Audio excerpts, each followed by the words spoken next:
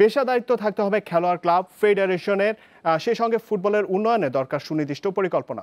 ঢাকা এসে মেয়েদের জন্য ফুটবল একাডেমি তৈরিতে গুরুত্ব দিয়েছেন দুই কলম্বিয়ান, ক্যাথরিন ফারিওলা ও জেসিকা হার্তাদো।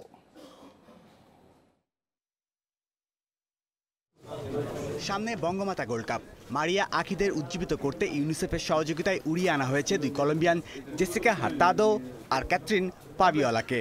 আগামী 2 দিন কিশোরীদের সাথে কথা বলবেন, জানাবেন তাদের অভিজ্ঞতার কথা। ওয়ার্ল্ড র্যাঙ্কিংয়ে কেন তারা যোজনে গিয়ে সেটা স্পষ্ট তাদের কর্মকাণ্ডে। ফুটবলে যেন তাদের ধ্যান জ্ঞান। সংবাদ সম্মেলন শেষেই বাফুফে ভবনের করিডোরে ফুটবল নিয়ে দেখালেন কারিকুরি। স্বপ্নটা অবশ্যই পূরণ করতে হবে, সেজন্য কাজ করতে হবে।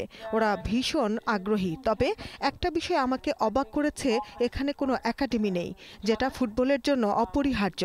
ফিটনেস নিয়েও নিয়মিত কাজ করা উচিত।